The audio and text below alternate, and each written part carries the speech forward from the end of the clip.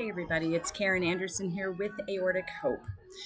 I wanted to take a minute to talk with all of you about something I'm getting ready to go through, which may sound familiar to some of you at least. So I am one of the original founders of Aortic Hope, and I've been president since 2018. I had an aortic dissection almost 11 years ago. And, everything that we've created here at Aortic Hope has been produced by patients and caregivers for patients and caregivers like yourself. Everything from the live events, the Q&As, the survivor stories, our books, our patient guides, our support groups, our contests, and our community content such as the Aortic Kitchen, Qigong, the artist. Everything is to provide a sense of community and to provide accurate educational information in addition to support and hopefully a sense of hope. I would be remiss if I didn't tell you that I'm going to be taking a leave of absence and passing the torch of presidency to Terry Cook and Jenny Schaefer. I am excited to be coming back, hopefully in January, as self-promoting. I've self-promoted myself to chairman of the board, and I feel like this role enables me to really seek out more relationship building with hospitals and with physicians, and really help them help their patients find aortic hope and receive services immediately. So I also love attending conferences and spreading the message of Think Aorta. I mean, it's two simple words that are saving so many lives. So really just doing this allows me to be more entrenched with the community. Sorry if you hear music going on behind me.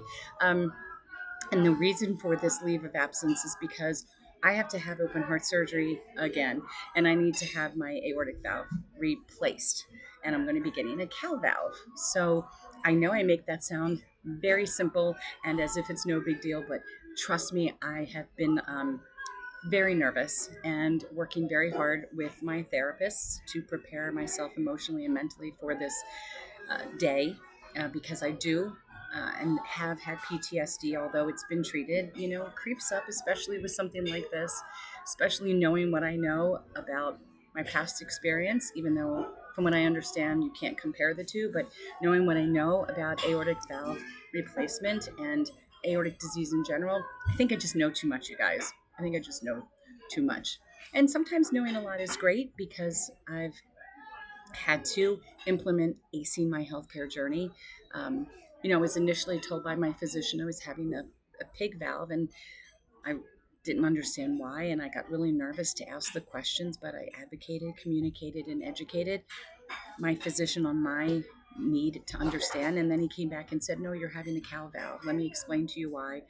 And it just felt so good to be able to implement it myself, something I came up with at 2 a.m. So anyway, at the end of the day, that's my story. That's what I'm going through. And, I've taken time off, short little spurts before for a variety of surgeries. I am going to be going live on Facebook to address that community as well. But I just wanted to take a minute and thank all of you for trusting us with your healthcare journey and your emotional well-being and allowing us to educate you and provide support as well. And so now is a time where I need a little bit of support, and I need to kind of just spend time with my family and allow myself to go through the recovery process and focus on my cardiac rehab and come back to you in Carin 3.0. So who knows what that's going to entail and what that's going to look like. But pressing onward, got a lot of pre-op tests coming my way. And just so you know, I am been recording a little documentary from my cell phone via TikTok, so I'd have a great filter, of course, because that's what I do. And I'm hoping to have part one out to you in the next week or so, and then there'll be a part two, and then I'm going to put the whole thing together in like a little raw, authentic little movie.